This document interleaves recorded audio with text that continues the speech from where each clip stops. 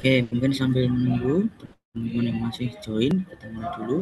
Silahkan tadi untuk filenya yang saya share screen di sini bentuknya Excel ada di batas pelaporan dan pembayaran terkait dengan beberapa objek pajak ya.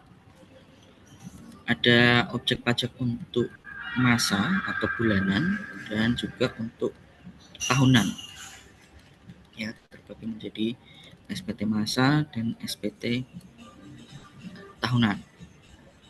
Seperti yang tertampil di layar share screen atau mungkin dari teman-teman juga bisa dilihat filenya. Untuk poin 1 di sini sampai dengan poin 13 ditambah dengan poin 16 ya, itu merupakan pelaporan SPT masa ya, yang dilakukan kewajibannya di setiap bulan tergantung pastinya dengan jenis usaha atau transaksi yang dijalankan masing-masing wajib pajak. Poin 1 sampai dengan 13 kemudian ditambah 16 itu tadi masuk ke dalam jenis pelaporan dan pembayaran SPT masa atau bulanan. Sedangkan di poin 14 dan 15 itu termasuk ke dalam laporan SPT bulanan.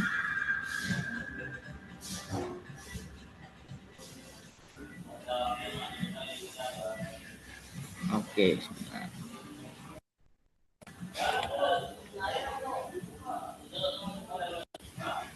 Oke, apakah sudah jelas untuk suaranya atau masih terdengar kecil?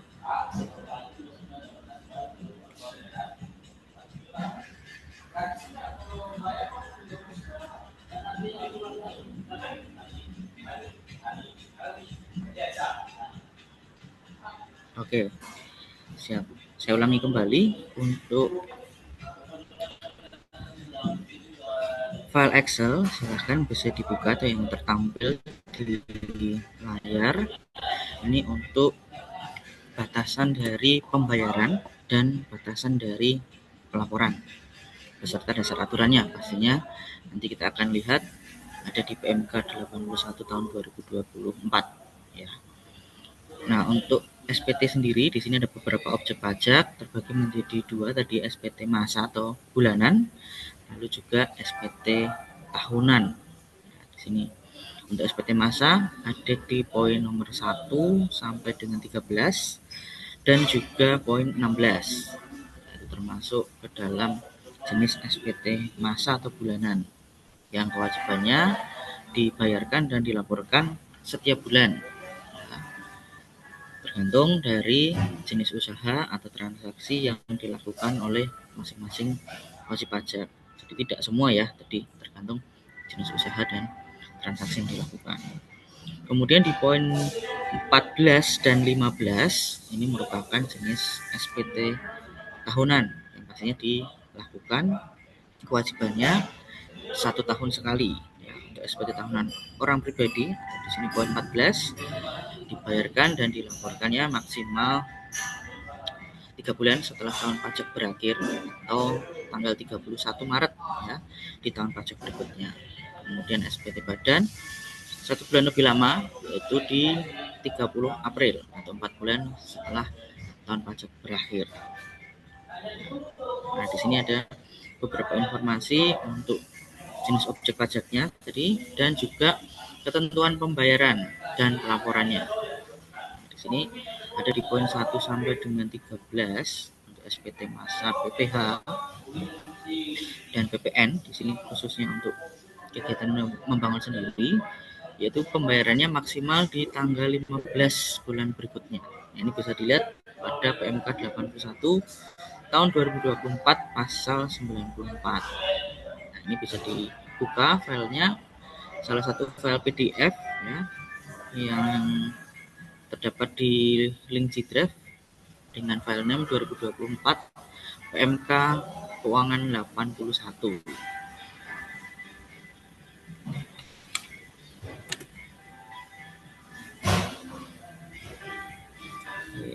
Oke, bisa dibuka tadi untuk filenya ada di PMK 81.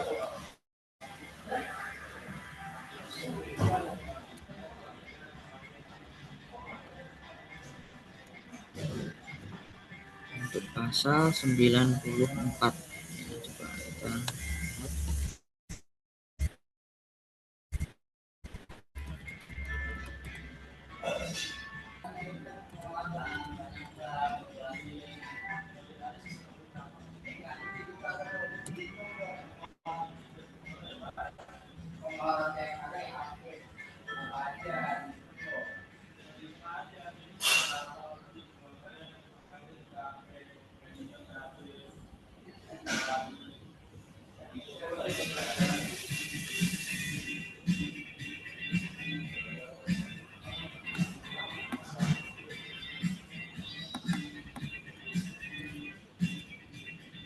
Coba kita coba lihat ya di file PDF pasal 94.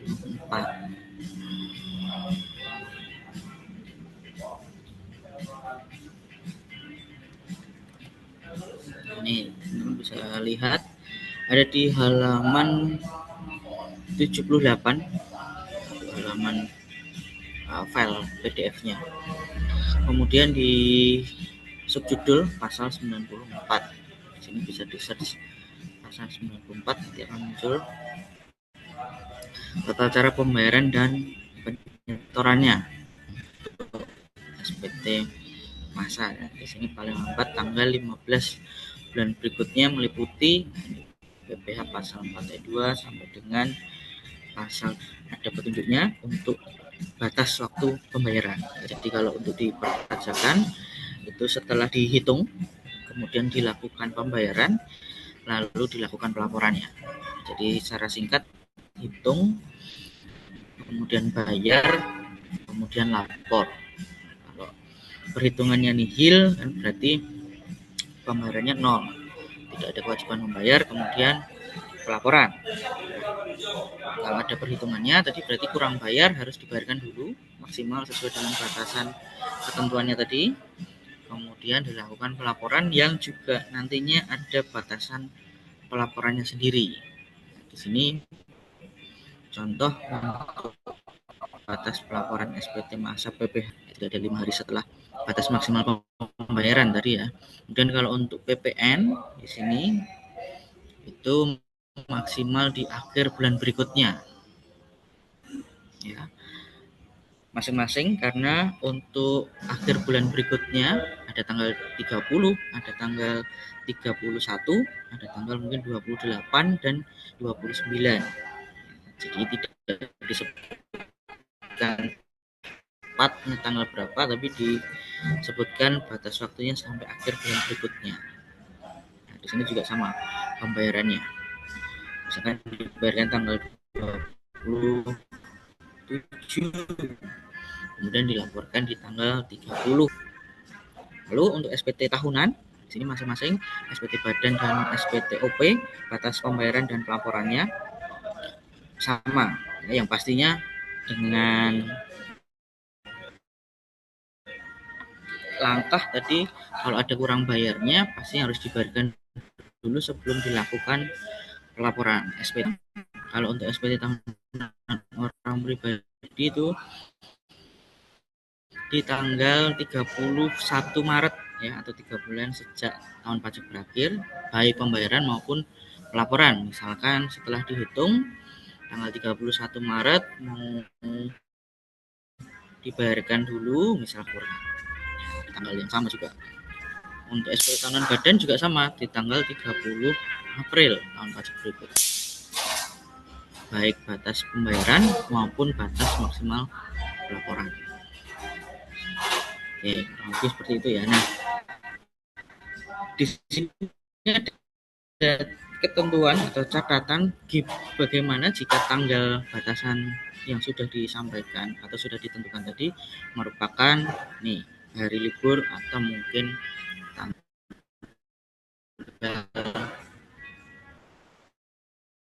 merah atau hari Minggu, hari Sabtu ya.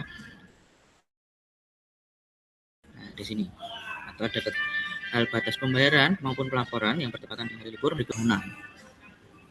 Nah, tadi yang ditentukan seperti masa batasan maksimal tanggal 15 untuk pembayaran PPH,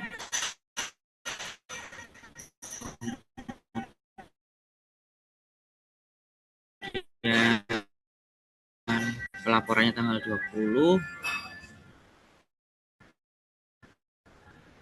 Jadi jika ada dalam hari Minggu apa yang ditentukan oleh pemerintah bersama secara nasional, itu akan bisa digeser ke maksimal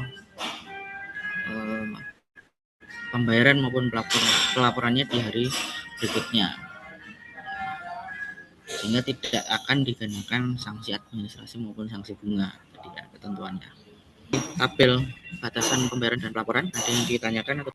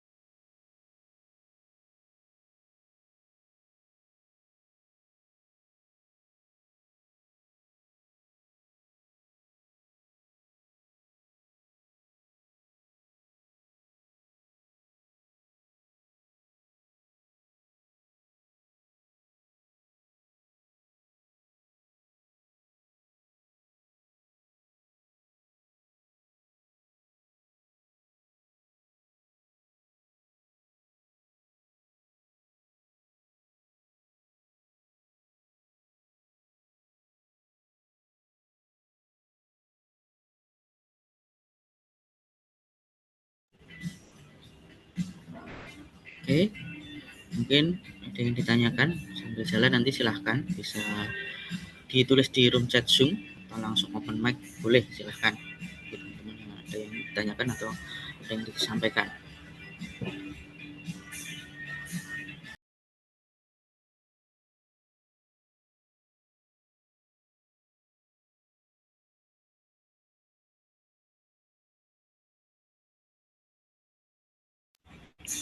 Oke, kita lihat sepintas ya untuk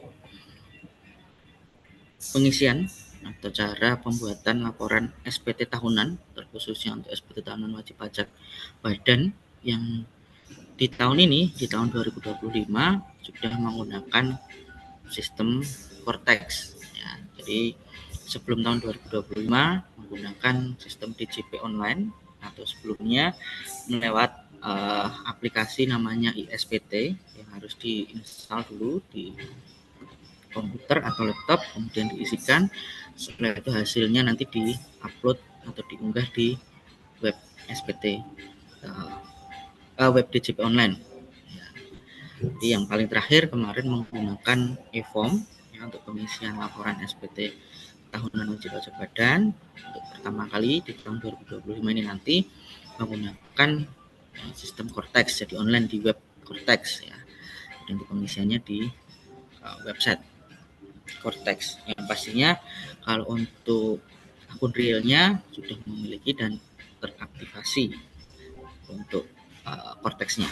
Nah, kita coba lihat dummy-nya atau simulasinya di file untuk SPT-nya di laporan SPT tahunan badan perdagangan. Kita ambil usaha dagang ya, contohnya.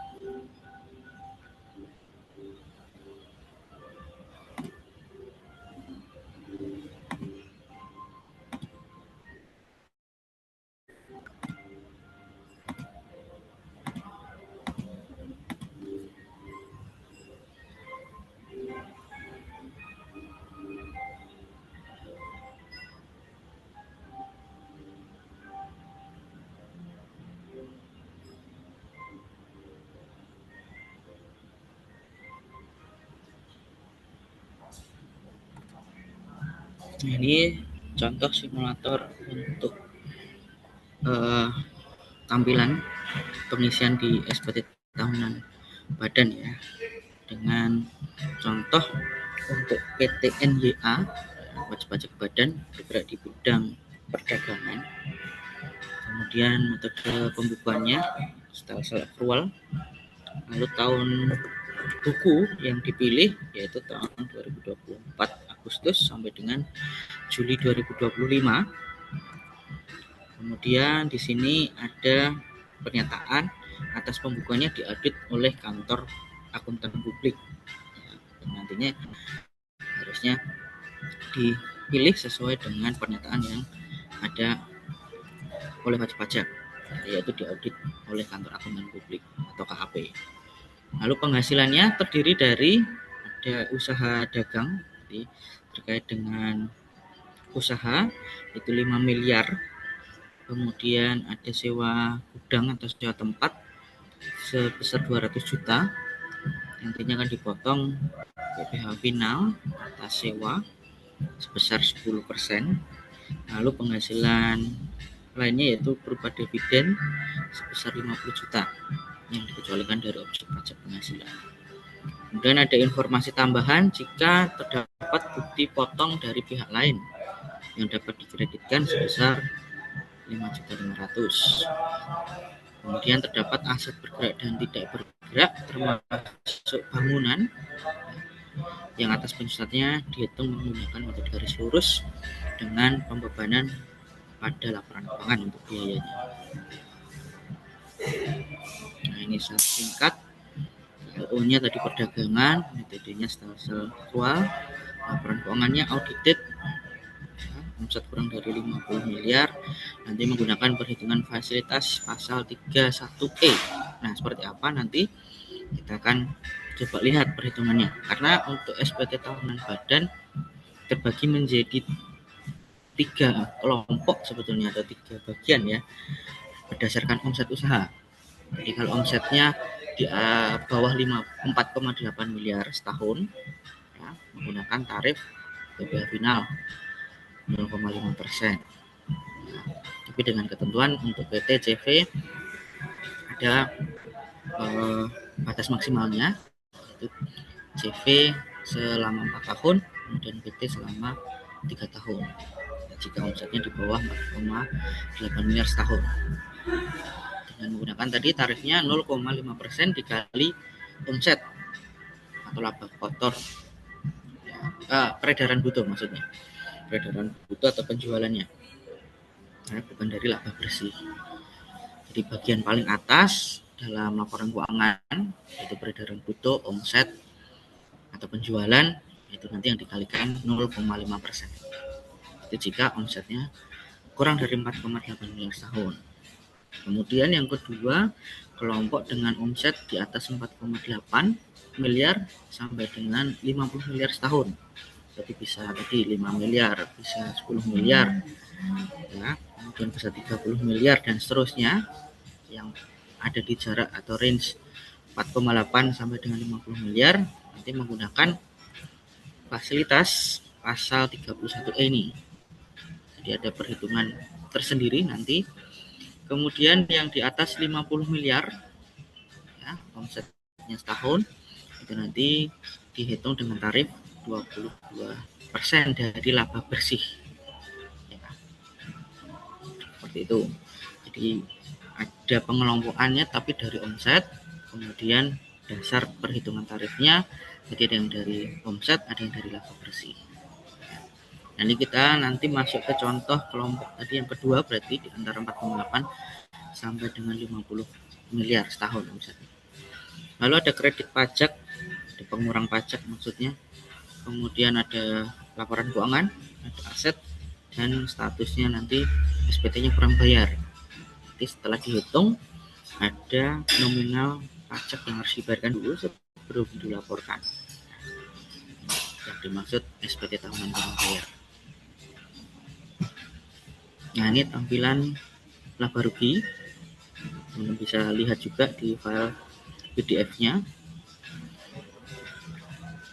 Dari penjualan domestik ya. Ini kerangkanya ini karena tadi memilih laporan keuangan, nantinya di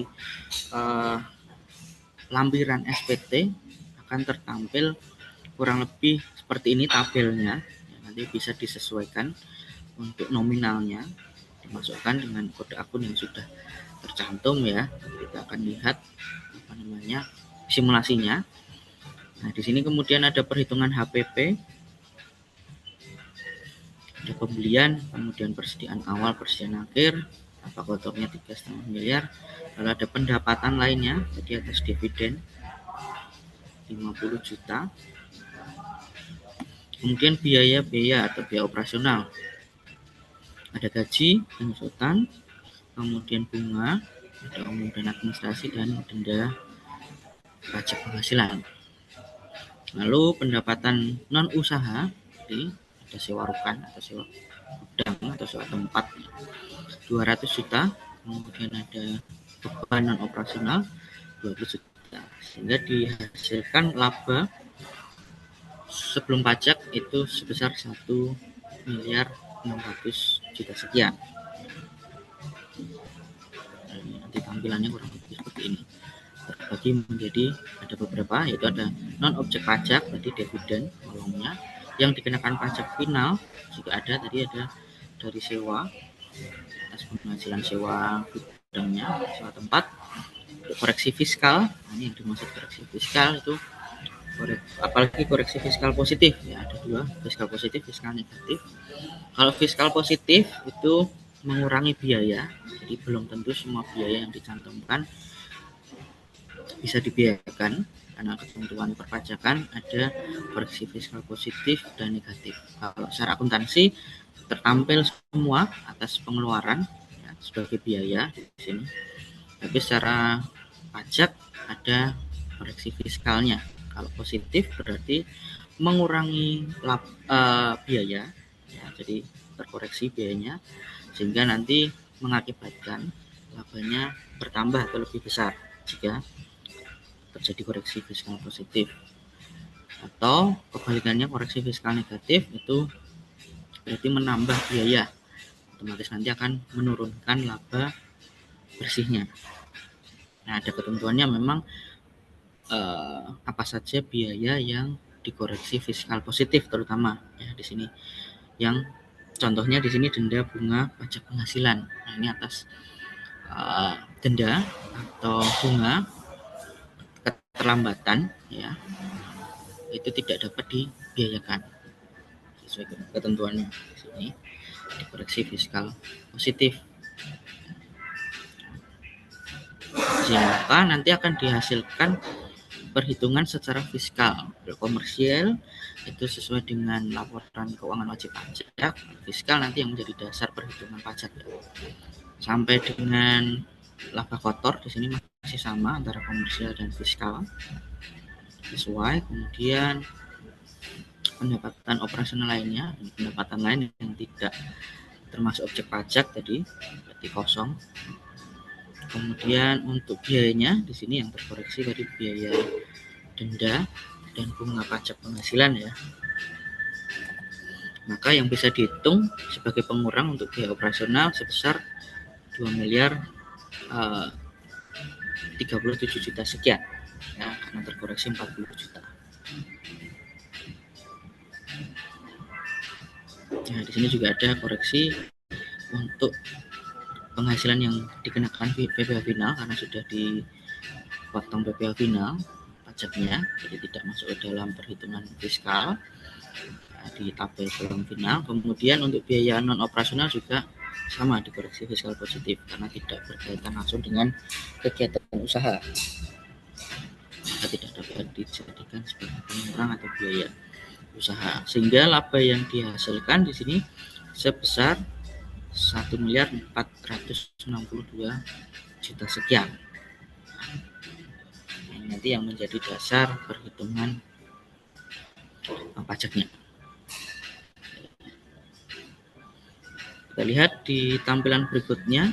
Di sini ada laporan neraca per 31 Juli 2025 tadi, karena periodenya yang dipilih dari Agustus sampai dengan Juli 2025. Kas tarakas, kemudian piutang usaha, persediaan, pajak aset, kemudian aset tetap ya di sini.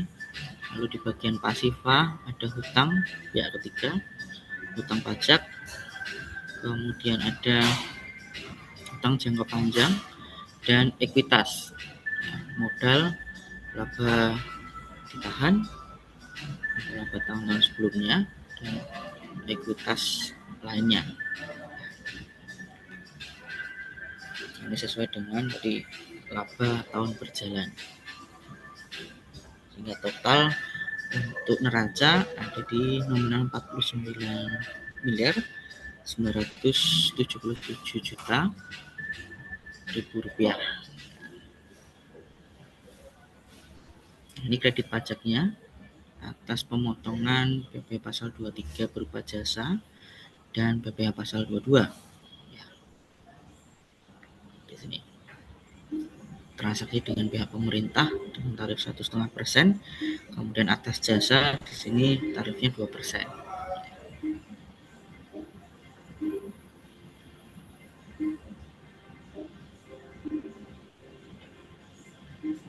Kemudian pemotongan lainnya tadi atas transaksi penghasilan dari sewa gudang atau sewa tempat dengan tarif 10%.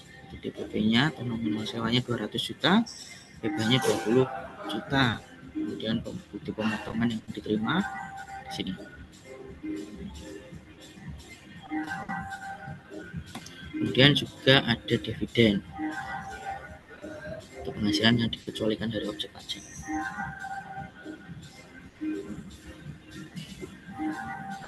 Nah, ini contoh simulasi perhitungannya untuk pasal 31E Undang-Undang PPh. Jadi sedikit lebih panjang ya dibandingkan kelompok 1 tadi, dalam artian omset di bawah 4,8 miliar setahun, kemudian omset di atas 50 miliar setahun. Ya, kalau omset di bawah 4,8 miliar setahun tadi 0,5% dari peredaran bruto atau penjualan kotornya. Nah, pajaknya dihitung dari situ. Kemudian kalau untuk omset di atas 50 miliar setahun, itu pajaknya dihitung dari tarif 22% dikali laba bersih. Pastinya secara fiskal. Nah, kalau untuk di antara 4,8 sampai 50 miliar karena omsetnya tadi sejumlah 5 miliar, maka perhitungannya menggunakan pasal 31E Undang-Undang PPh. Nah, kita hitung dulu lagi atau kita lihat lagi kelompoknya. Atas penghasilannya terdiri dari penghasilan yang bersifat final. Itu atas sewa tadi, kemudian bersifat tidak final, itu atas usaha yang dijalankan, kemudian yang dikecualikan dari objek pajak itu sebesar 50 juta. Nah, kemudian ada istilah perhitungan di sini pajak penghasilan yang memperoleh fasilitas dan penghasilan kena pajak yang tidak memperoleh fasilitas. Di sini terbagi menjadi dua, totalnya penghasilan kena pajaknya 1.462.500.000 rupiah.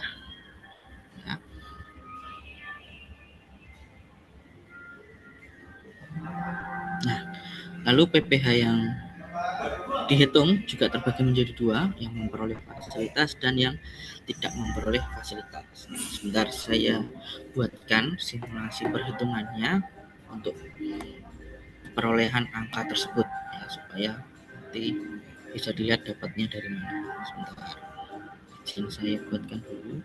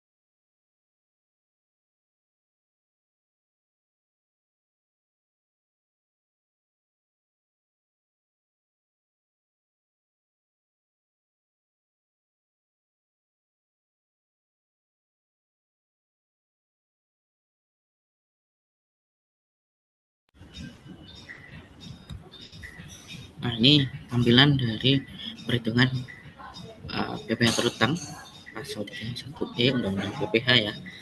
Yang dicontohkan tadi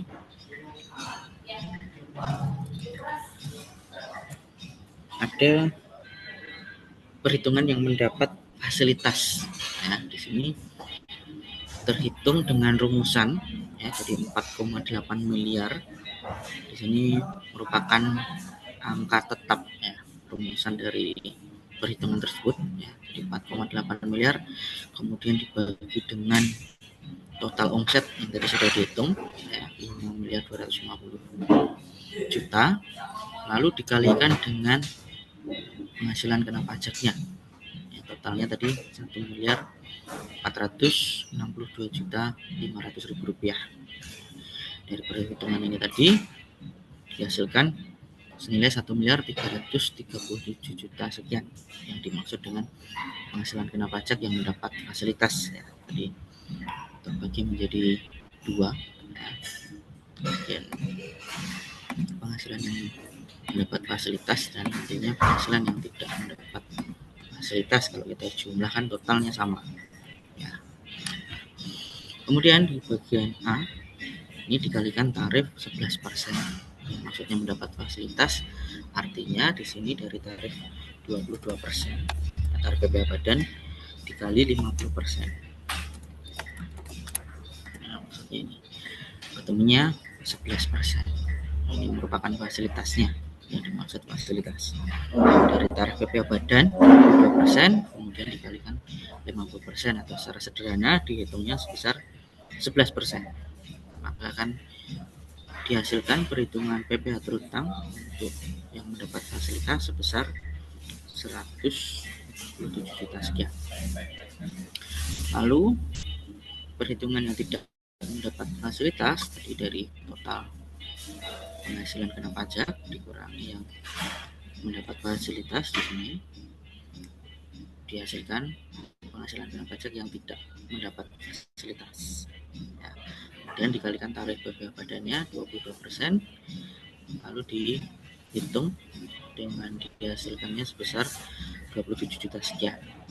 Maka total dari 20 ini tadi sebesar 174 juta 664.286 rupiah. Nah, seperti ini rangkaian perhitungannya, jadi lebih panjang untuk kelompok yang omsetnya di antara 4,8 miliar sampai dengan 50 miliar setahun. Oke, silahkan. Ada yang ditanyakan atau disampaikan yang terkait perhitungannya, atau ada yang masih bingung, silahkan.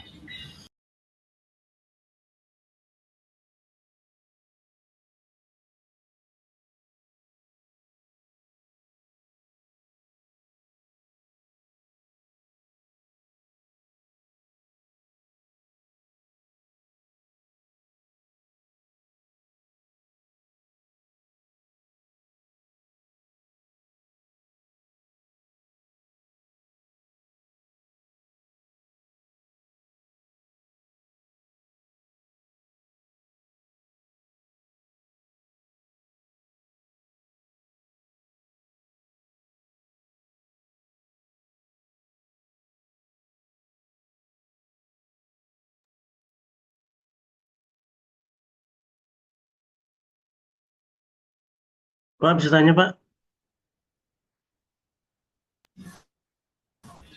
Ya, silahkan Mas Apif, ada yang ditanyakan mungkin? Ya, AB dari Samarinda, Pak. Untuk yang terkait koreksi fiskal positif sama koreksi fiskal negatif itu memang ada kategorinya gitu, Pak ya? Ya, ada ketentuannya sendiri dari ketentuan Ada pajaknya, ketentuannya ya? di mana saja. Misal tadi contoh kalau untuk koreksi positif atau lebih biaya yang biasanya yang tidak berkaitan langsung dengan usaha, misalkan tadi biaya non operasional kan tidak boleh. Kemudian misalkan tadi ada denda pajak itu juga terkoreksi. Contoh lainnya misalkan kalau ada seragam karyawan sebetulnya kalau untuk karyawan operasional itu tidak bisa dibiarkan, tapi untuk seragam yang mungkin membutuhkan identitas khusus yang menunjukkan profesi atau bagiannya dari pekerjaannya, misalkan di bagian security, dia kan harus memiliki atribut khusus atau seragam khusus yang membuat dia tahu, oh ini bagian security. Nah, itu boleh. Tapi kalau untuk karyawan operasional mungkin tidak ya, jika ada fasilitas itu mungkin ya. Jadi seperti itu koreksinya. Jadi bisa semuanya atau sebagian seperti itu. Oke. Tapi nah, kalau untuk koreksi fiskal positif sebetulnya jarang, sedikit sekali kemungkinan atau case-nya, karena koreksi fiskal positif kan kebalikan dari fiskal negatif, kebalikan dari fiskal positif yaitu menambah biaya atau pengurang. Dan biasanya kalau fiskal negatif di situ atas koreksi perhitungan dari biaya penyusutan mungkin ya, karena dari sisi pajak maupun dari wajib pajak mungkin kalau ada yang belum sesuai biasanya masuknya di fiskal negatif. Tapi kecil kemungkinan untuk koreksi fiskal negatif si case-nya. Itu kebanyakan pasti di fiskal positif karena membuat labanya semakin besar ya kan, dan pastinya perhitungan pajaknya lebih tinggi seperti itu. Oke, silahkan ada lagi mungkin.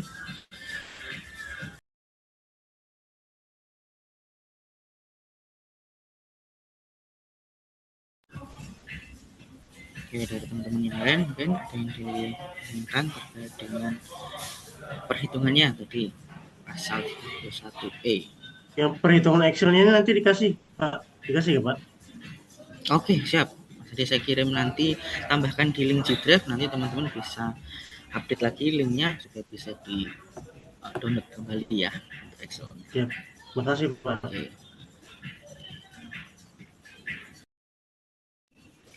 Oke, kita sambil lanjutkan ke tampilan berikutnya.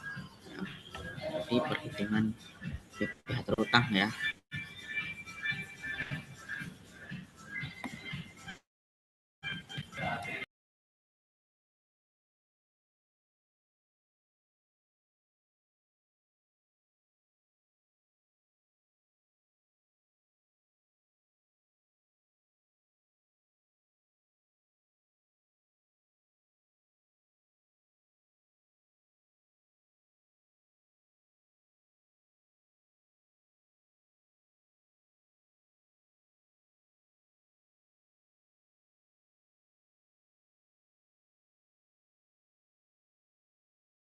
Ini tampilan berikutnya untuk informasi dari data penyusunan aset ya.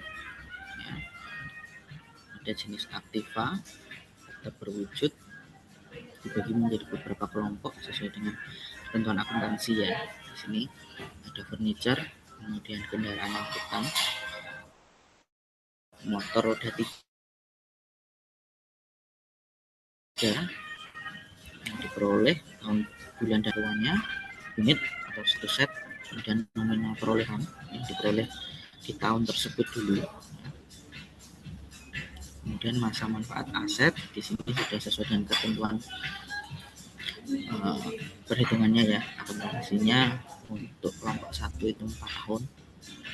Kemudian nilai bukunya, pengusutan, akumulasi, dan nilai sisa bukunya. Sama seperti kelompok 1, kelompok 2 sesuai dengan ketentuannya untuk jenis kendaraan angkutan, truk barang. Kemudian bangunan ada berupa kantor, ada berupa gudang. Yang masing-masing tadi masa manfaatnya 28 tahun, kelompok bangunan 20 tahun. Nah, setelah tadi sudah disiapkan data yang diperlukan untuk pengisiannya, kita lihat tampilan dalam Cortex-nya. Artinya masuk ke dalam web Cortex DJP.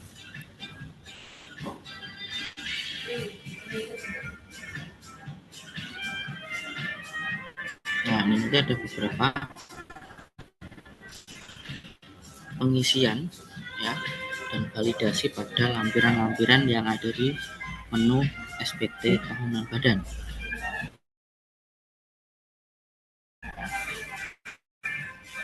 Di bagian headernya manual atau cache contohnya atau contohnya manual, berarti pilihnya nanti style manual.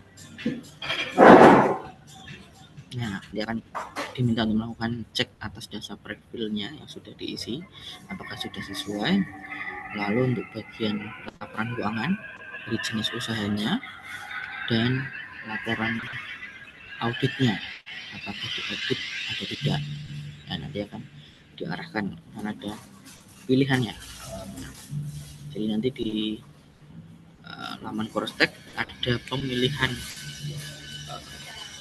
konfirmasi dulu. Jadi ada isian ya atau tidak, kemudian nanti kalau ya akan diarahkan ke lampiran atau form mana, kemudian kalau tidak ya nanti juga akan diarahkan ke lampiran form mana yang tidak perlu diisi atau next ke lampiran berikutnya. Jadi di awal nanti pasti akan diminta untuk memilih atau mengkonfirmasi dulu sesuai dengan informasi yang dibutuhkan untuk pengisian SPT-nya. Nah, di sini apakah ada penghasilan yang dikenakan PPh final atas peredaran bruto tertentu? Tidak ya. Memiliki penghasilan yang bersifat final ya karena ada penghasilan yaitu tadi sewa gudang, kemudian penghasilan yang bukan termasuk pajak jadi juga ada ya, atas dividen.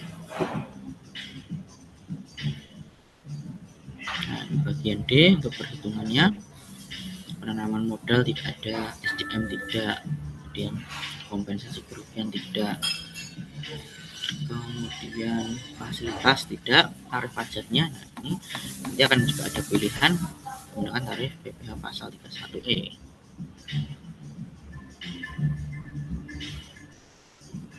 Kemudian pengurang PPh terutang apakah ada kredit pajak? Ya. Angsuran PPh pasal 25 karena tidak ada informasi tadi berarti tidak. Kemudian STP atas PPh pasal 25 juga tidak. Fasilitas PPh badan tidak. Kemudian statusnya kurang bayar atau lebih bayar. PPh kurang bayar ya. Adanya SK penundaan tidak, dan PPh masih harus dibayar. Nanti kita akan lihat di perhitungannya.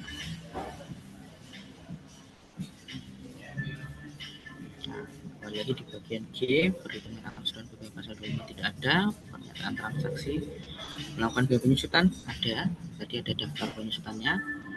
Kemudian diminta untuk mengunggah laporan keuangan ya, jadi laporan keuangan secara audited tadi maupun laporan keuangan internal yang sudah dimiliki nanti dikonversi dalam bentuk file PDF, kemudian nanti diunggah atau diupload pada menu lampiran lainnya ya, yang pastinya adalah barugi dan neraca. Jadi ada laporan penyusutan minimal itu. Kalau audited berarti dari LAI-nya ya, laporan audited independen ya, satu set biasanya serta opininya. Kemudian bagian terakhir untuk membuat kode billing jika ada kurang bayar tadi dan atau melakukan pembayaran dari deposit pajak. Jadi ada rekening tampungan yang nantinya bisa dipakai untuk membayar pajak lewat saldo deposit tersebut atau langsung dari kode billing. Kalau kode billing berarti wajib pajak langsung membayarkan lewat ATM atau kantor pos yang dituju ya, dengan membawa atau mencetak kode billing tadi.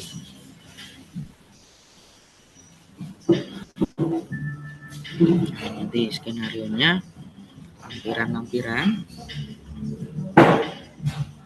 kemudian kita nanti akan masuk ke tampilan di SPT tahunannya di laman Cortex. Oke, mungkin kita break dulu sejenak ya, bagi yang mungkin menjalankan ibadah. Kita kembali lagi mungkin ya. Oke.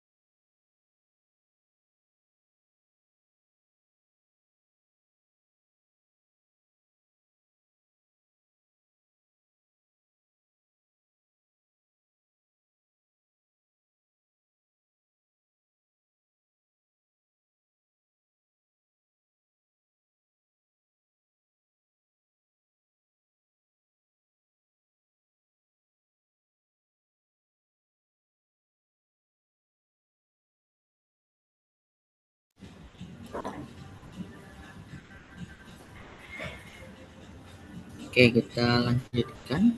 Mungkin teman-teman bisa bergabung kembali.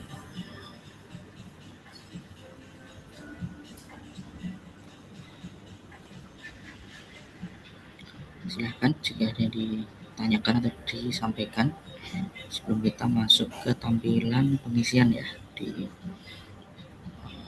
contoh untuk SPT badan.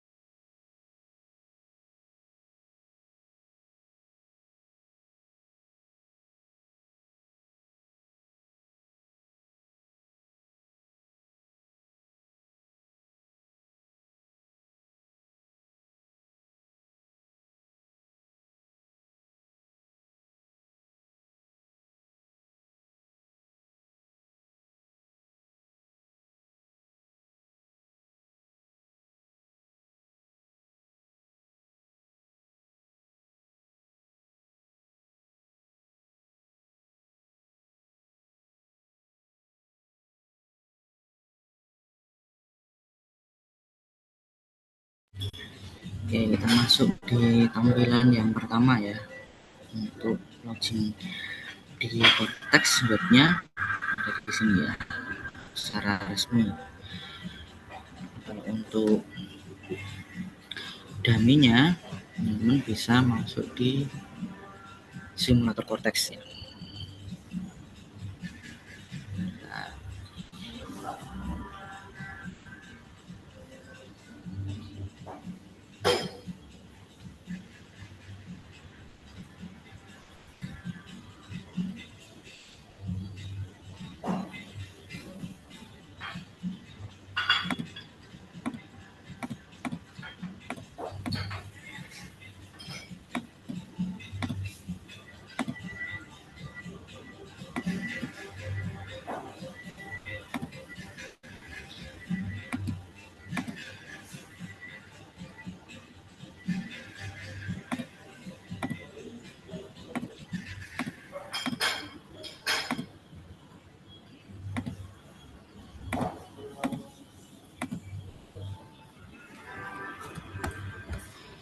Nah, khusus untuk yang versi dummy ya, bisa diakses kalau mau mencoba melihat atau mencoba mengisikan secara dummy atau latihan baik SPT tahunan orang pribadi maupun badan. Tampilannya seperti ini. Jadi webnya di SPT simulasi.pajak.go.id, kemudian nanti tampilannya mirip ya di bagian kiri untuk akses login atau masuknya, tapi di bagian kanan di sini ada perbedaannya, yaitu sebagai simulator Cortex DJP ya, sebagai sarana untuk edukasi. Nah, di sini ada petunjuknya. Nanti kalau mau mencoba, nah di tanda yang diberi warna merah kemudian tanda tanya, ini nanti bisa dilihat yang harus diisikan atau yang perlu dilihat seperti apa. Nah, di sini diminta untuk mengisikan ID pengguna atau NPWP 16 digit, nomor KTP atau NIK masing-masing ya, atau NIK masing-masing bisa digunakan untuk masuk sebagai ID. Nah, kemudian kata sandi di sini sesuai yang sudah diinformasikan, yaitu pajak tumbuh Indonesia tangguh. Ketentuan yang ada, huruf kapital, huruf kecil, kemudian ada karakter dan ada angka. Kombinasinya seperti itu. Nah, disamakan saja. Kemudian pemilihan bahasa, menggunakan bahasa Indonesia atau bahasa Inggris, kemudian nanti login. Ini tampilan yang simulasi. Kalau mau mencoba praktek, silahkan bisa dibuka untuk webnya di sini. SPT, coba kirim ke room chat Zoom. Nah,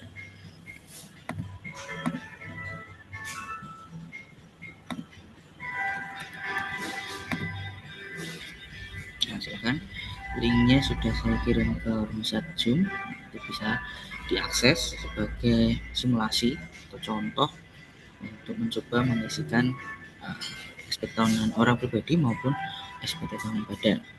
Nanti mana yang mau dipilih? Ada 2 pilihan di situ.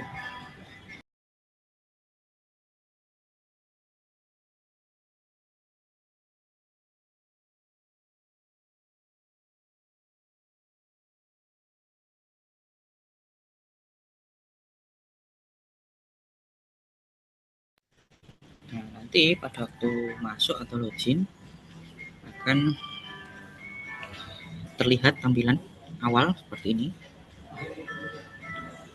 Nanti di bagian atas sesuai dengan NIK atau NPWP 16 digitnya ya, nama wajib pajak orang pribadi. Kemudian nanti akan diarahkan kepada wajib pajak badan jika menginginkan masuk untuk pengisian SPT wajib pajak badan. Nah, kalau yang realnya akun utama itu akun aksesnya wajib pajak orang pribadi, kemudian wajib pajak badan jika dia memiliki kepemilikan atas wajib pajak badan tersebut, misalkan sebagai direktur. Nanti akan terlihat semua di sini. Misalnya dia memiliki 5 perusahaan sebagai direktur, nanti akan tertampil semua 5 perusahaan. Untuk realnya, jadi mau mengisi di SPT badan atau perusahaan yang mana, nanti tinggal dipilih di bagian bawah, jadi dipilih petunjuk panah ke bawah, nanti akan terlihat yang mana saja yang dulu mungkin pernah dijadikan sebagai direktur untuk perusahaannya. Kalau masih aktif belum ada pembubaran, ya pastinya akan tercantum atau tertampil di sini mana saja perusahaannya. Nah, seperti itu. Nah, kemudian nanti akan dibawa ke menu SPT pemberitahuan. Oke, untuk kata sandi atau ID seperti yang ditunjukkan ya, share screen ulang untuk timnya.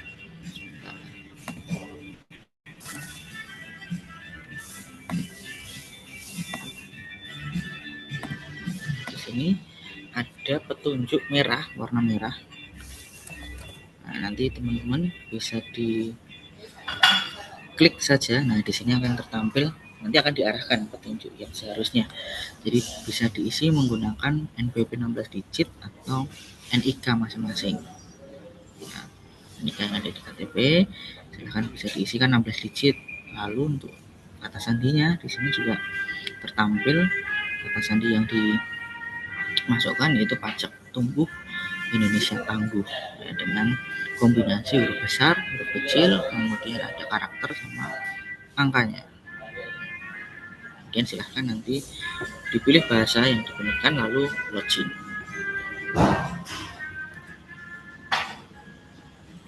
Oke. Kita lanjut di panduannya tadi. Nah, tampilannya kan seperti ini. Kalau untuk tampilan realnya ya ada beberapa menu, tapi kalau untuk SPT simulator tadi hanya ada mungkin di SPT pemberitahuan saja, jadi lebih sederhana karena dikhususkan untuk simulator SPT tahunan OP dan badan. Nah, jadi nanti masuk ke menu surat pemberitahuan, kemudian sub menunya lagi ada surat pemberitahuan atau SPT.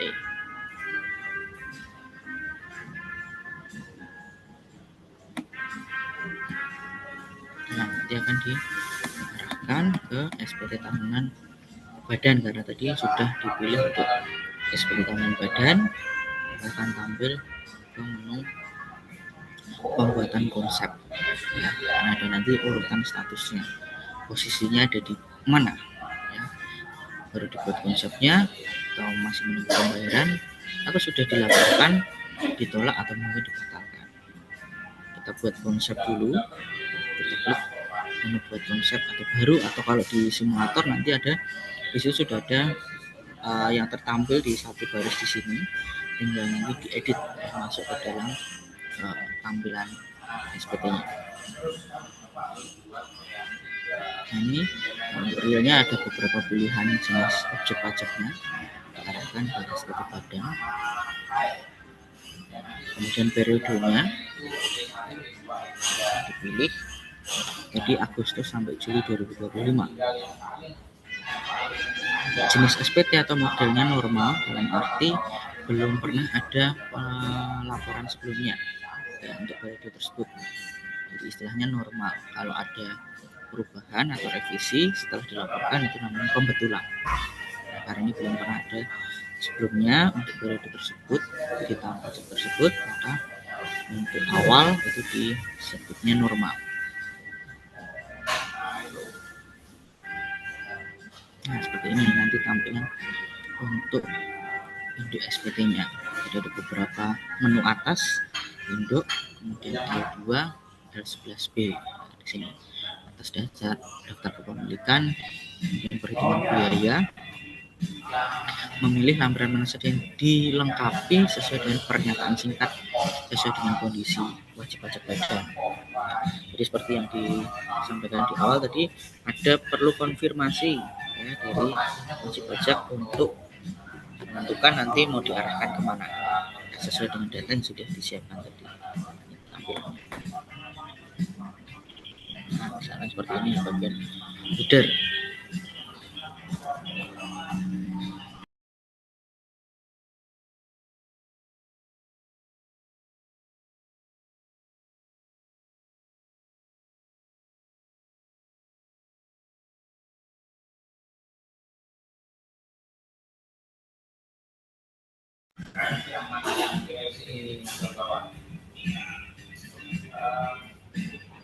Tampilan untuk pengisian bagian header di tahun pajak periode pembukuan terisi otomatis informasi yang telah dipilih dari sebelumnya.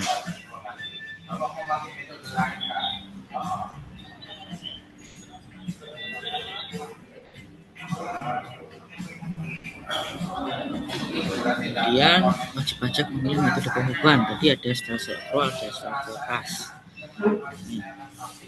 Jadi karena contohnya setelah accrual, berarti kita pilihnya yang setelah accrual. Kemudian posting SPT. Kemudian bagian informasi laporan keuangan. Ini ada sektor usaha. Jadi ada beberapa pilihan jenis usaha. Nah, tadi contohnya perdagangan, kita pilih yang perdagangan. Nah, kemudian kalau ada pemilihan laporan keuangan audited, nah, nanti akan diarahkan ada pengisian yaitu berupa opini auditornya seperti apa namanya. Ini akan muncul setelah pemilihan konfirmasi dari wajib pajak.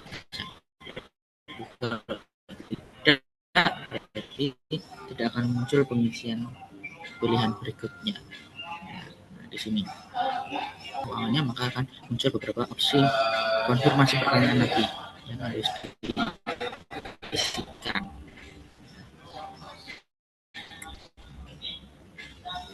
Kemudian penghasilan yang dikenakan BPM persen juga penghasilan yang dari peredaran biro tertentu tidak. Kemudian penghasilan yang bersifat final ya nanti akan diarahkan penghasilan di lampiran 4 bagian A. Di sini nanti akan ada petunjuknya seperti ini. Kemudian penghasilan yang tidak termasuk objek pajak juga ya nanti akan diberikan petunjuknya juga. Ini sebatas konfirmasi dulu. Kemudian perhitungan PPh fiskal ini, kemudian fasilitas dalam perpajakan dalam rangka penanaman modal tidak, dan seterusnya.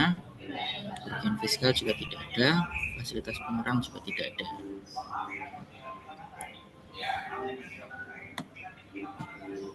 Nah, kemudian secara perhitungan tarif pajaknya ini lanjutan dari isian sebelumnya. Tarif pajak, nah ini akan ada sesuai dengan ketentuan tadi pasal 31E.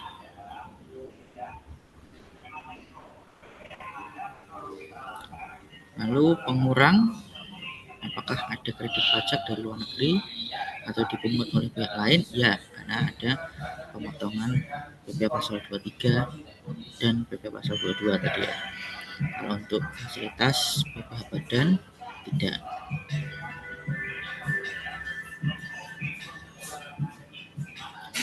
Surat keputusan pengurangan atau penundaan pembayaran pajak juga tidak ada.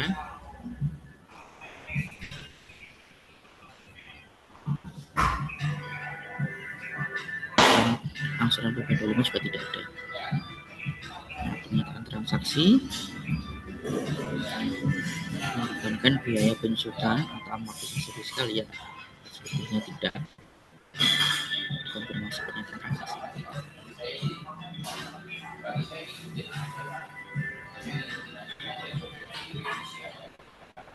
Nah, tadi pernyataan transaksi, kemudian di bagian lampiran lainnya tadi diminta untuk mengupload file laporan keuangannya yang telah diaudit maupun yang tidak diaudit. Dengan bentuk PDF.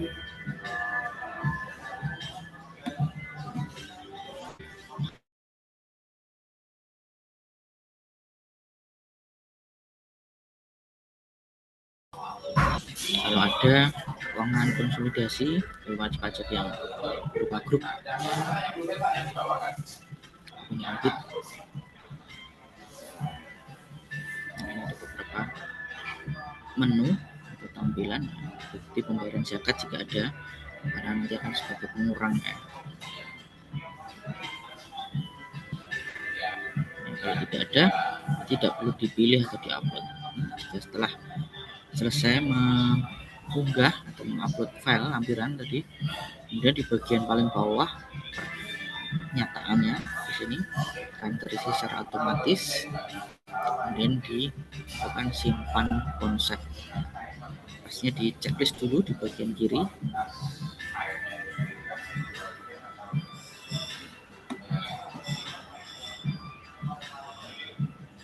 Berikutnya di penyampaian lampiran SPT dengan badan, dia ada di lampiran 4. Nanti akan muncul beberapa lampiran setelah terjadi konfirmasi di awal tadi.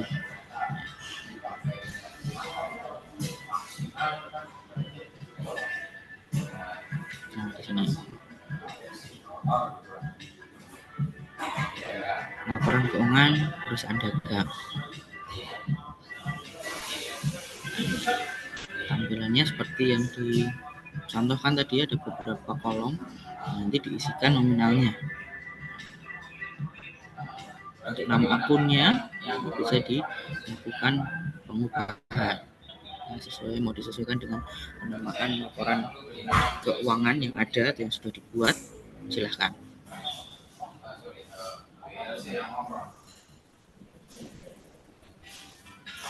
Nah, di sini tampilan contoh pada pengisian penjualan domestik. Ikon untuk mengisi atau mengedit nilai dan kode akun. Nah, di sini nanti akan diarahkan ke tampilan menu baru untuk pengisiannya.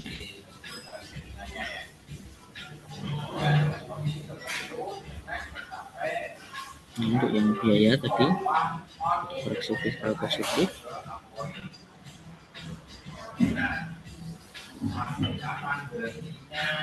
ini isiannya, tampilannya setelah terisi seperti yang dicontohkan tadi. Jadi penjualan domestik, penjualan ekspor tidak ada, sehingga total penjualan BP-nya 5 miliar.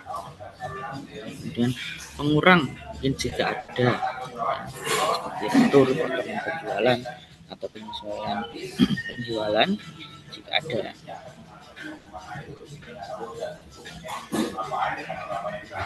Lalu di bagian HPP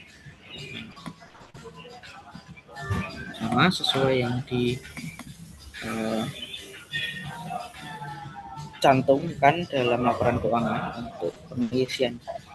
Jadi kalau ada akun pembelian, persediaan awal dan persen akhir saja disesuaikan dengan nama akun yang ada saja. Kalau memang tidak ada atau tidak berkaitan atau mendekati, mungkin berarti tidak perlu diisikan. Mendekati, misalkan di akun tersebut ada biaya lainnya terkait dengan produksi atau operasional lainnya, jadi bisa ditambah.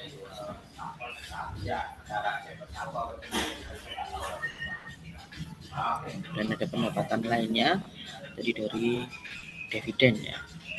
Kemudian biaya-biaya, sama di biaya-biaya bisa disesuaikan dengan akunnya, atau yang mendekati juga dimasukkan di nama akun tersebut juga silahkan.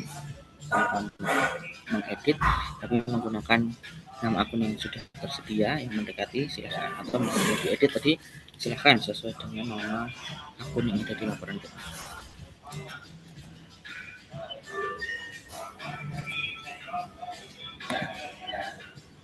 Oke, sampai dengan pengisian dari pendapatan non usaha dan usaha lainnya. Kalau tidak ada mendekati sesuai dengan ketentuan pendapatannya di sini, lalu juga ada beban usaha. Sama kalau tidak ada mendekati keterangannya yang ada di beban usaha, masukkan di beban usaha lainnya. Kemudian totalnya nanti sama seperti yang ada di laporan keuangan komersial dulu. Nanti akan dipisahkan secara penghasilan yang tidak termasuk pajak pajak atau digunakan pajak pajak final dan yang tidak final, maupun yang dikoreksi fiscal positif dan negatif, sehingga nanti akan ketemu nilai fiskalnya berapa.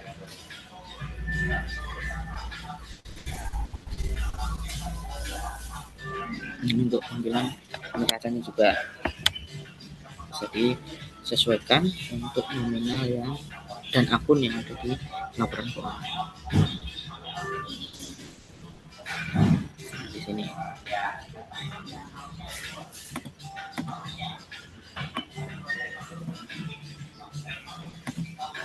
kas setara kas sebesar 7 miliar sekian, kemudian piutang usaha pihak ketiga 15 miliar. Jadi kalau yang tidak ada di laporan keuangan tidak perlu dicantumkan atau diisikan di lampiran korteks ya, neraca di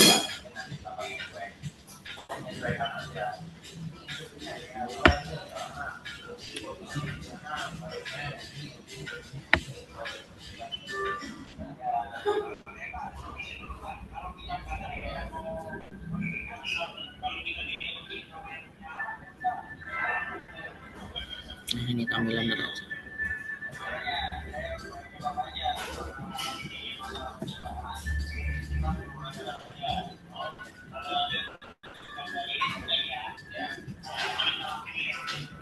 Nah, totalnya harusnya sama equal ya antara bagian aktiva maupun dengan total yang ada di pasiva, ya, jumlah aset maupun jumlah liabilitas dan ekuitas itu harus sama, itu sebesar 49 miliar 977 juta ya.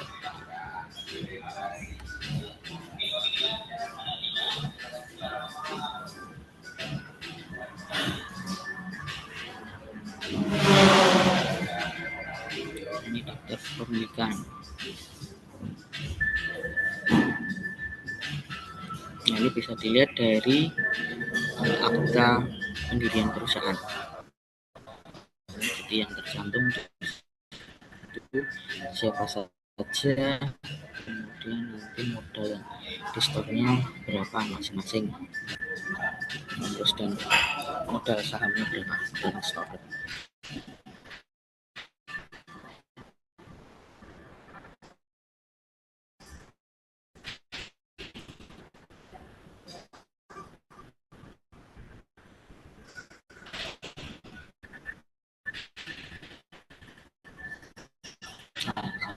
Satu-satu nanti diisikan untuk identitas dari pemegang. Oke, kalau ada daftar pernyataan modal di perusahaan afiliasi,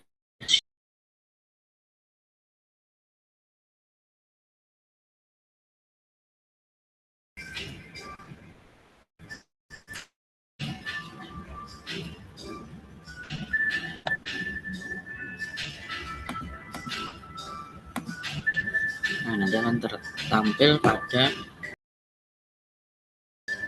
ada 4 juta dan 1.500.000.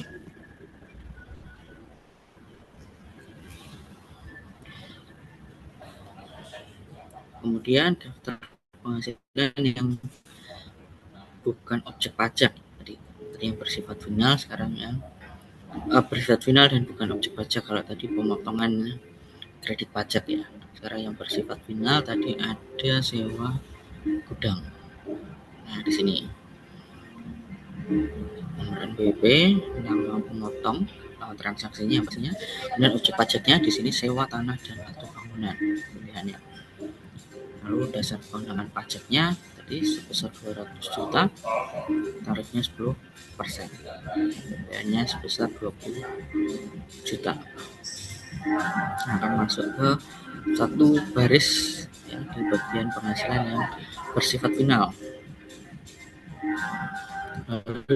Yang bukan termasuk objek pajak ada berupa dividen di sini, dividen dari pembagian laba ya,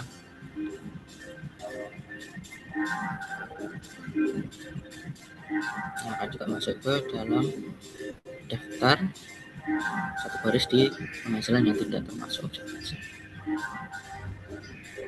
Lalu lampiran 8 ini untuk perhitungannya tadi berdasarkan pasal 31E. Nah, akan dimasukkan secara manual, otomatis akan terhitung secara otomatis. Kalau yang bertanda abu-abu langsung terhitung secara otomatis pengisiannya. Kalau yang pengisiannya masih putih di sini berarti manual diisikan. Jadi dari peredaran bruto 5.250.000.000 nanti akan terhitung dengan perhitungan seperti yang sudah tertampil tadi nominalnya. Nah pastinya isian dari lampiran sebelumnya tadi, maka sudah terbentuk penghasilan kena pajak dari laporan keuangan yang sudah diinput atau dimasukkan tadi.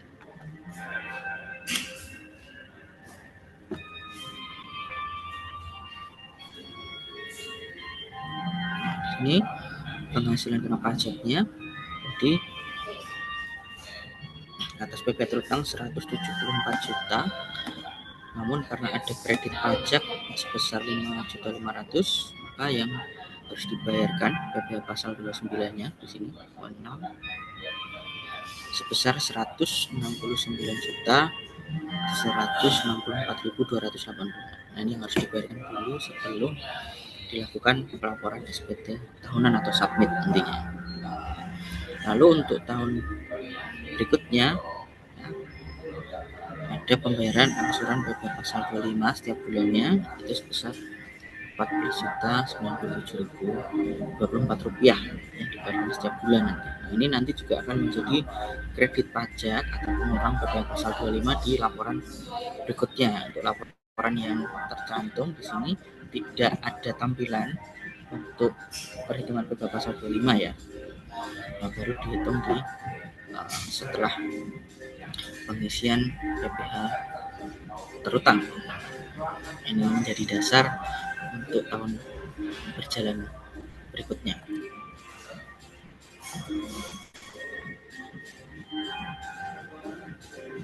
Kemudian pengisian dari penyusutan dan amortisasi fiskal.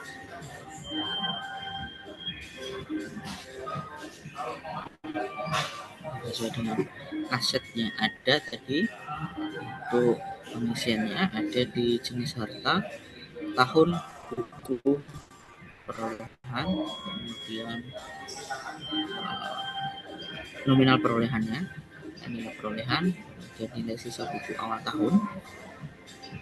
Metode yang digunakan garis lurus, kemudian pengusutan fiskal tahun ini, dan keterangan bisa diisikan untuk melengkapi informasi aset tersebut. Misalkan tadi furniture, ya, atau lebih dispesifikkan satu setnya dalam bentuk apa saja, misalkan diirikan dalam satu set tadi atau dalam bentuk jumlahnya atau satuannya, ya, misalkan terdiri dari satu set apa saja, atau kalau kendaraan misalnya tadi ada 4 unit apa saja, atau mau diberikan keterangan mobilnya misalnya. Ambil kelompok 2 nanti akan ada penambahan aset baru lagi sesuai dengan kelompoknya maupun kelompok bangunan. Nah, seperti itu.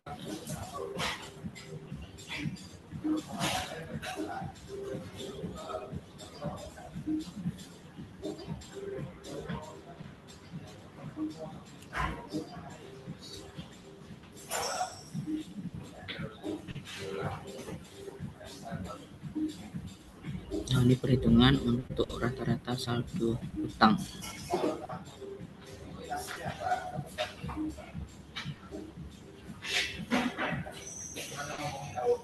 Nah, ini tidak wajib diisi ya dengan perhitungan biaya atas rata-rata perhitungan saldo utang tadi.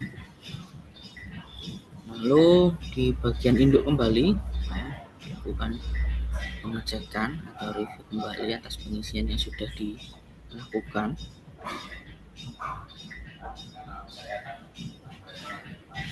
Nah, nominalnya sudah masuk.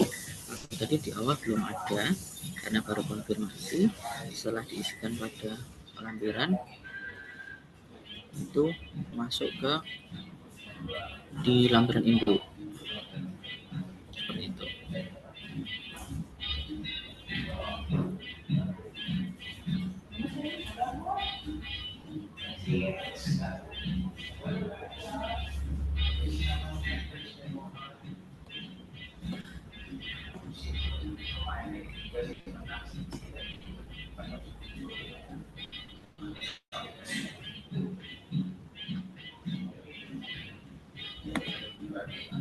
Nah, jadi setelah di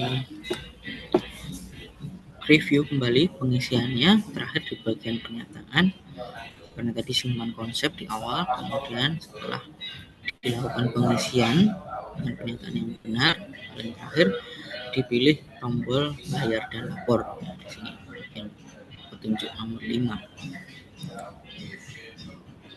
Nah, nanti akan diarahkan ke pilihan pembayarannya. Akan muncul kotak dialog di situ pemberitahuan apakah memilih deposit atau dari billingnya.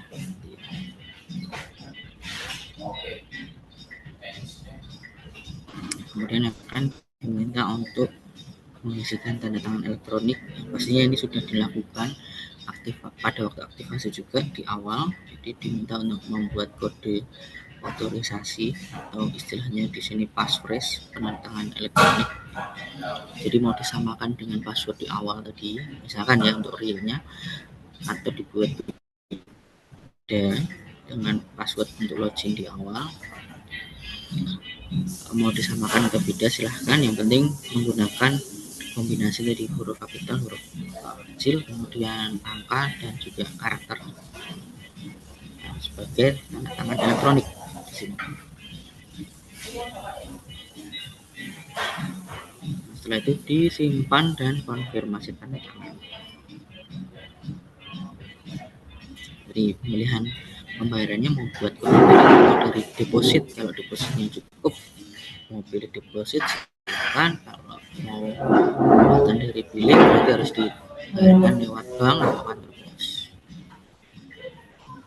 Tampilannya seperti ini ya. Untuk jika dipilih melalui billing nanti akan muncul unduhan atau terdownload secara otomatis. Tampilan seperti ini, kode billingnya dari bagian kanan atas, kemudian identitas dari wajib pajak, nominalnya yang harus dikaitkan.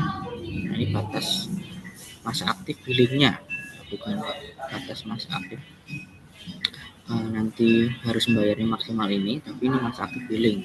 Jika melebihi masa aktif billing, berarti nanti akan dibuat lagi, bisa dibuat lagi maksudnya untuk pembayarannya.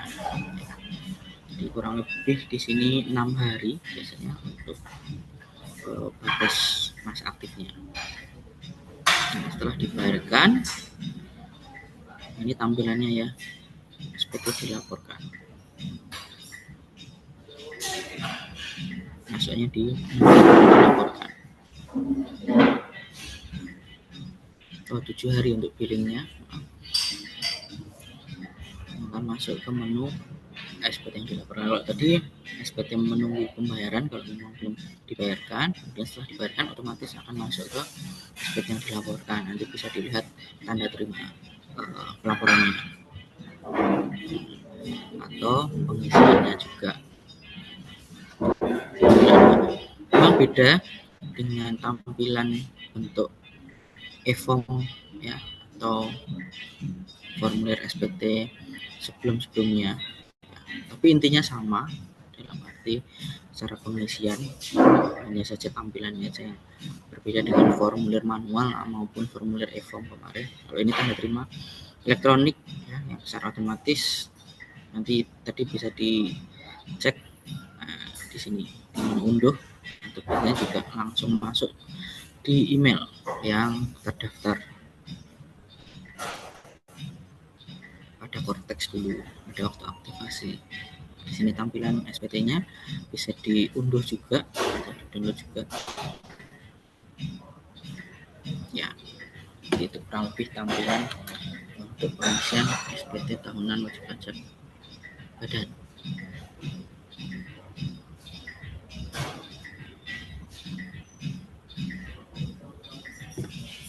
Silahkan, mungkin barangkali ada.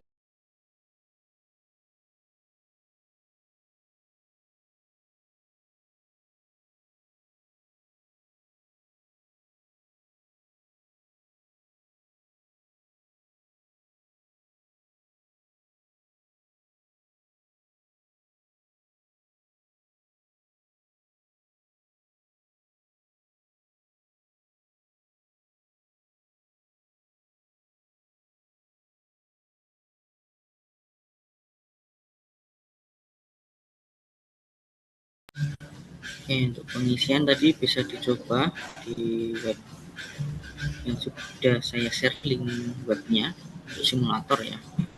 Nanti di situ periodenya kalau nggak salah 2025, agak berbeda sedikit dengan yang ada di modul. Kalau tadi periodenya Agustus 2024 sampai dengan Juli 2025, tapi kalau untuk yang di simulator full 2025 ya, periodenya Januari sampai dengan Desember. Nanti petunjuknya ada di warna merah, nanti bisa dilihat untuk pengisiannya akan diarahkan petunjuknya di sini. Kurang lebih sama tampilannya ya. Isiannya hampir sama. Cara perhitungan menggunakan pasal 31E juga.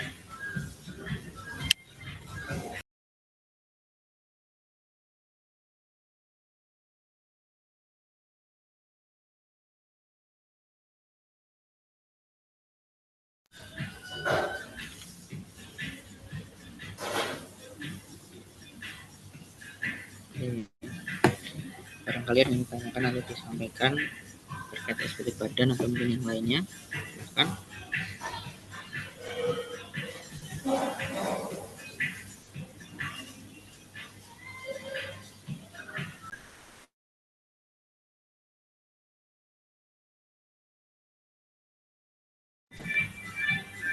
Sebentar saya izin 5 menit dulu ya.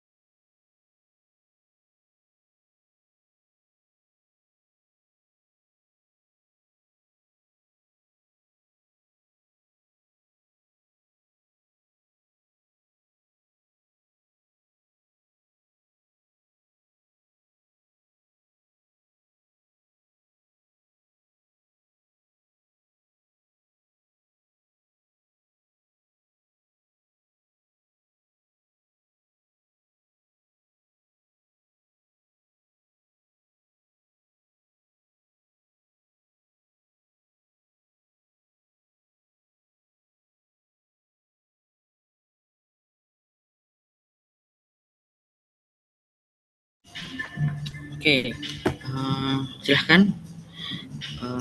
Barangkali ada yang ditanyakan. Jadi untuk pertemuan hari ini, maaf, khusus hari ini kita nanti sampai dengan kurang lebih jam 20 lebih 10 menit atau 20 lebih 15 menit ya.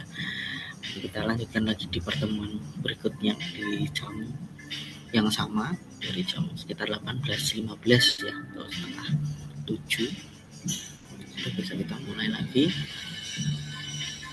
untuk hari Kamis besok dan hari Jumat ya, sesuai dengan jadwalnya. Oke, silahkan, barangkali ada yang ditanyakan untuk SPT tahunan OP.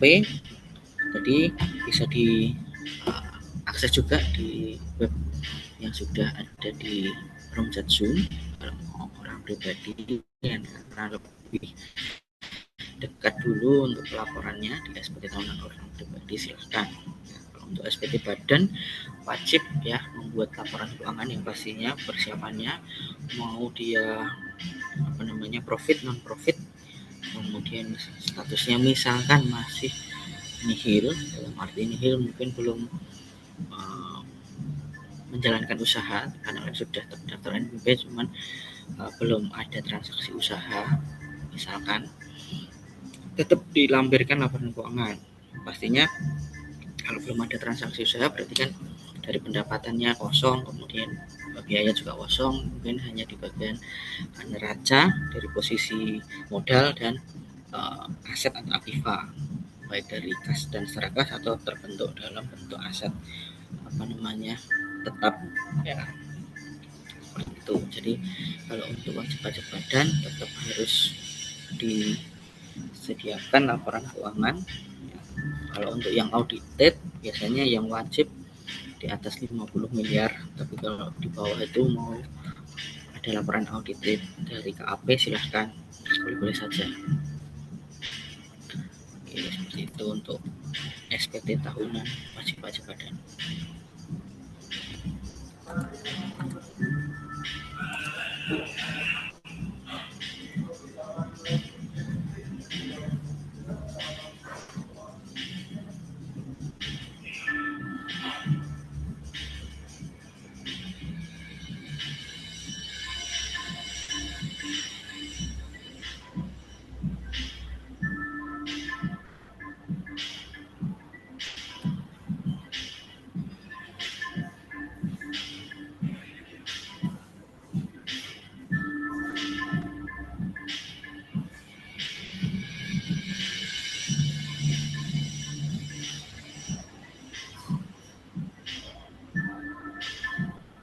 Nah, perlu diperhatikan tadi untuk penyusutannya karena belum terhitung secara otomatis di laporan pengisiannya, jadi harus dihitung dulu baik dari nominal penyusutan secara fiskal atau garis lurus. Kalau garis lurus artinya setiap tahun itu nanti berkurangnya atau disusutkannya sama nominalnya ya.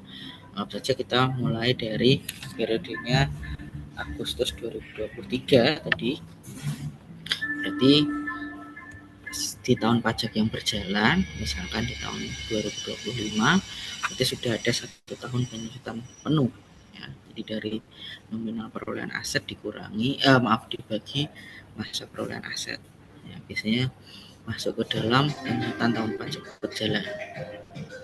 Jadi perhitungannya dari nominal perolehan dibagi nomor masa manfaat aset, jadi nanti terbagi menjadi sama rata, jadi maksud garis lurus tiap tahun. Jadi kalau 4 tahun, nanti setelah 4 tahun kan sudah habis cara nilainya pengusutannya, kemudian kalau 8 tahun berarti nanti tahun yang ke-9 sudah selesai dan untuk tanah dan bangunan berarti sampai dengan 20 tahun terbagi sama untuk pengurangnya. Masuknya ke bagian biaya penyusutan. Pembiayaannya maksudnya terbagi menjadi masing-masing dari kelompoknya, tidak langsung dibiayakan semua pada waktu perolehan aset, tapi melalui biaya penyusutan.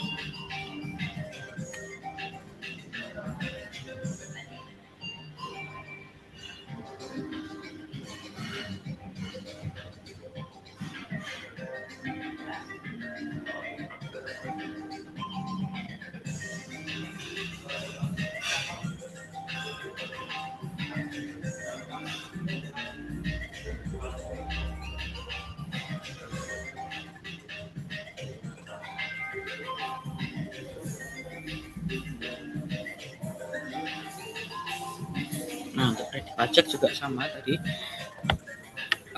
harus dilengkapi dalam artian secara bukti pemotongan pengaman transaksi sudah diterima ataupun belum, bisa nanti juga dilihat dalam menu lainnya di menu Cortex ya, ada fasilitas. Jadi kalau dalam bentuk fisik mungkin diterima kemudian dimasukkan secara satu persatu juga boleh, atau bisa dilihat juga dari data yang ada di Cortex bahwa sudah dilakukan pemotongan oleh pihak lain mana saja dan berapa, ya, untuk mengantisipasi mungkin kesalahan dalam pengisian.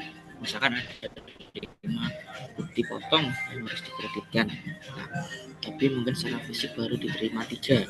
Nah, itu bisa dicek atau disesuaikan dengan data bukti pemotongan yang sudah dilakukan oleh pihak lain supaya mendapat kredit pajak yang sesuai dengan pemotongannya.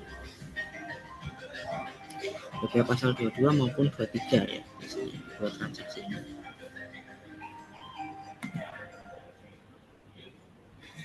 Nah, tapi kan untuk jenis pajaknya, jenis transaksinya masing-masing ya. 23 atas jasa apa saja, misalkan. Kalau 22 misalkan atas apa saja. Ya. Karena tarifnya juga berbeda. Kalau di sini nominal tarifnya langsung, maksudnya pajaknya langsung ya, tidak ada tarifnya.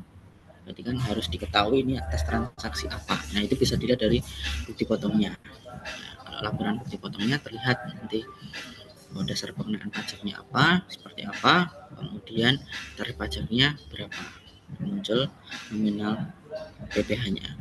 Kalau di kredit pajak langsung DPP dan PPh-nya saja, seperti itu.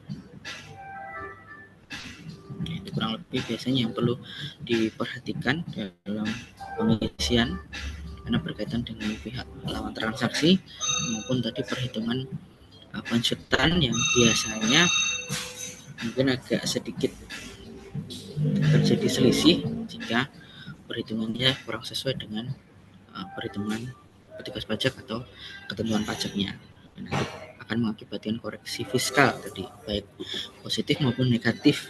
Misalkan terjadi kelebihan pembiayaan atau perhitungan penyesuaian, berarti kan ada koreksi fiskal negatif. Atau kalau lebih kecil, misalkan yang harusnya perhitungannya lebih tinggi, maka akan ada koreksi fiskal negatif tadi ya. Itu. Oke, untuk materi hari ini kurang lebih seperti itu tampilannya. Monggo kalau mau dicoba di simulator untuk SPT tahunan, jadi silahkan bisa diakses untuk latihan.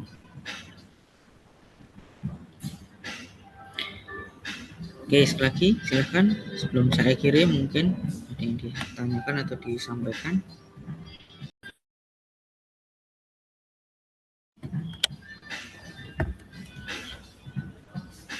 Oke, kita akhiri untuk pertemuan hari ini dan kita lanjutkan untuk pertemuan besok di hari Kamis ya, jam 18.15 atau setengah 7 malam 18.30 kita mulai. Oke, terima kasih semuanya yang sudah hadir. Selamat malam.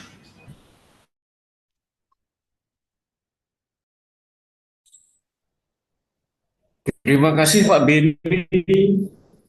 Terima kasih semuanya. Sama-sama.